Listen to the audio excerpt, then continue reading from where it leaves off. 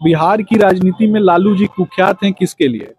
बिहार की राजनीति में आपने देखा कि अनंत असंख्य नरसंहार हुए, अनंत असंख्य बलात्कार हुए, अनंत असंख्य गुंडा राज स्थापित हुआ और अनंत असंख्य अपराधियों का राज स्थापित हुआ। लालू जी को बहुत अच्छे से पता था कि विकास करके वो कभी आगे नहीं बढ़ सकते, तो उन्होंने चोरी करना शुरू किया, दूसरे के किए गए कार्यों को चोरी कर लेना, समाज में भ्रम की स्थिति पैदा करना। लालू जी की बातों को बहुत ज्यादा सीरियस लेने की आवश्यकता नहीं है। जिस व्यक्ति ने भैंस का भूसा लूट लिया, जिस व्यक्ति ने पशुओं तक को नहीं छोड़ा, जिस व्यक्ति के कारण बिहार की सड़कों को देर से बनाना पड़ा, जिस व्यक्ति के कारण बिहार का एक बड़ा तबका जिसका पलायन हो गया, दूसरे राज्यों में चले गए। तेजस्वी यादव मंत्री पद पे आसीन थे, स्वास्थ्य मंत्री पद पे, और उस समय में सबसे ज्यादा कन्या भ्रूण हत्या हो गई। इसका भी तो उनको जवाब देना चाहिए। नमस्कार, आप देख रहे हैं आगाज फर्स्ट न्यूज और मैं हूं यति आपके साथ। अमित शाह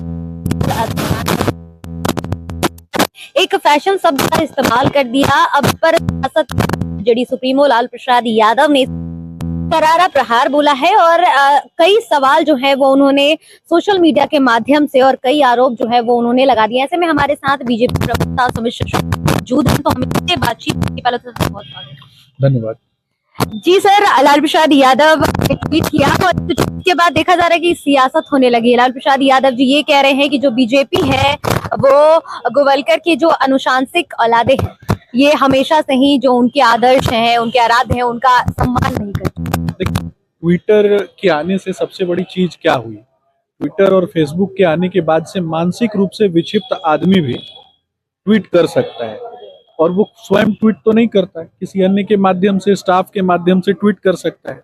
बिहार की राजनीति में लालू जी कुख्यात हैं किसके लिए? बिहार की राजनीति में आपने देखा कि अनंत असंख्य नरसंहार हुए, अनंत असंख्य बलात्कार हुए, अनंत असंख्य गुंडा राज स्थापित हुआ और अनंत असंख्य अपराधियों का राज स्थापित हुआ। और ये राज किसके काल में स्थापित हुआ? तो लालू जी के काल में स्थापित हुआ।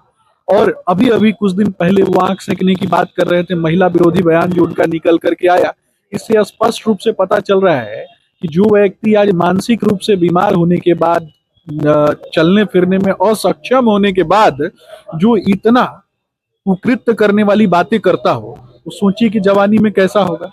इस पर भी तो समझना है। और रही बात लालू जी के सुपुत्र की, तो वो तो कुख्यात हैं अपने पिता की तरह क्रेडिट चोरी करने में। और रही बात संविधान की रक्षा की, ये हाथ में संविधान लेकर के घूमते हैं और कहते हैं कि संविधान खतरे में है। जिन लोगों ने 70-75 बार संविधान को बदला होगा, जिन लोगों ने SC ST वर्ग का आरक्षण छीन करके मुसलमानों को देने का काम किया, जिन लोगों ने पूरे SC ST समाज के लिए कुछ किया नहीं, 17 महीनों की सरकार ये लोग चलाए थे ना। मैं पूछना चाहता हूं कि बिहार की बेटियों के लिए क्या किया? बिहार में जो SC ST समुदाय से आने वाली जो माताएं हैं, बहनें हैं, उनके जो छोटे छोटे बच्चे हैं, उनको कुपोषण की दर से बाहर निकालने के लिए क्या किया? तेजस्वी यादव मंत्री पद पे आसीन थे, स्वास्थ्य मंत्री पद पे, और उस समय में सबसे ज्यादा कन्या भ्रूण हत्या हो गई। इसका भी तो उनको जवाब देना चाहिए। सबसे ज्यादा दहेज उत्पीड़न के केस तेजस्वी यादव के समय में हुआ, इस पर भी उनको जवाब देना चाहिए। लेकिन जैसे ही सत्ता से ये बाहर होते हैं, ये आदरणीय मुख्यमंत्री नीतीश कुमार जी के विषय में अपशब्द कहने लगते हैं और देश के नेता आदरणीय प्रधानमंत्री नरेंद्र मोदी जी के खिलाफ अपशब्द बोलना इनका फैशन है। लालू जी की बातों को बहुत ज्यादा सीरियस लेने की आवश्यकता नहीं है। जिस व्यक्ति ने भैंस का भूसा लूट लिया, जिस व्यक्ति ने पशुओं तक को नहीं छोड़ा, जिस व्यक्ति के कारण बिहार की सड़कों को देर से बनाना पड़ा, जिस व्यक्ति के कारण बिहार का एक बड़ा तबका जिसका पलायन हो गया, दूसरे राज्यों में चले गए लोग, और जिसके कारण कहीं ना कहीं आप देखेंगे कि यादव मुसलमान जो समीकरण उन्होंने बनाया, उस यादव मुसलमान समीकरण से आने वाले जो लोग हैं, उनको भी कभी आगे नहीं बढ़ने दिया। हरियाणा से नेता खोज करके लाया और बिहार के यादवों को बस वोट बैंक की तरह इन लोगों ने प्रयोग किया। इस पर भी तो उनको जवाब देना चाहिए। एक और सवाल है, ये बोल रहा है आरजेडी की तरफ से, ये बयान भी आ रहा है कि जो छुआछूत की चीजें हैं, जो भी दलित लोग हैं, उनको कभी भी बीजेपी पसंद नहीं करती। आरजेडी नहीं पसंद करती है। मुझे लगता है कि लालू जी नहीं पसंद करते, इसलिए लालू जी इस प्रकार की बातें करते हैं। भारतीय जनता पार्टी समाज के अंतिम पायदान पे बैठे हुए लोगों की पार्टी है। समाज पे अंतिम पायदान पे बैठा हुआ व्यक्ति कौन? SC ST वर्ग से आने वाले लोग। उनके लिए जो माताएं बहनें हैं, मैं पूछना चाहता हूँ लालू जी से कि जब उन माताओं बहनों को शौचालय जाने के लिए रात के अंधेरे का इंतजार करना पड़ता था, तो उनके लिए टॉयलेट बना करके किसने दिया? भारतीय जनता पार्टी ने दिया। लालू जी ने क्या किया? लालू जी के तो नेता कहते थे और लालू जी कहते थे कि अगर सड़क का गड्ढा का निर्माण हो जाएगा तो अपराधी भाग जाएगा, इसलिए उन्होंने काम ही नहीं किया। लालू जी को बहुत अच्छे से पता था कि विकास करके वो कभी आगे नहीं बढ़ सकते, तो उन्होंने चोरी करना शुरू किया, दूसरे के किए गए कार्यों को चोरी कर लेना, समाज में भ्रम की स्थिति पैदा करना। उन्होंने, वो तो गठबंधन में है ना, किसके साथ? तो ये इंडी अलायंस, और इंडी अलायंस के लोग आप देखेंगे कि कश्मीर में वाल्मीकि समुदाय को इन लोगों ने आरक्षण ही नहीं दिया। वाल्मीकि समुदाय को सिर्फ नाला और बाथरूम साफ करने के लिए इन लोगों ने रखा। तो SC/ST वर्ग के साथ दोयम दर्जे का व्यवहार कौन कर रहा है? इन लोगों ने एक कमिटी बनाई, खास करके कांग्रेस पार्टी की बात करूंगा। कांग्रेस पार्टी ने एक कमिटी बनाई, उस कमिटी में 38 लोग शामिल हुए।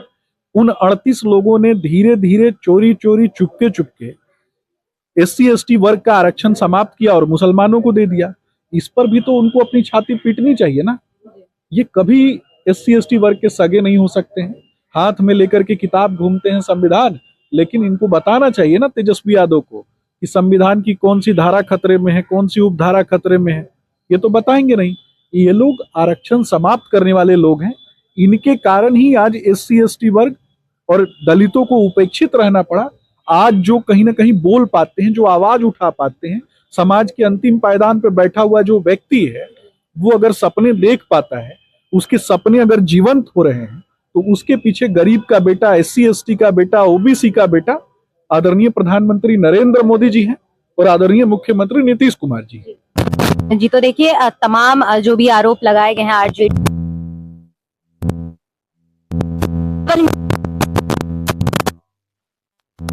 हमने आपको वीडियो में बताया। फिलहाल इस खबर में इतना ही। धन्यवाद।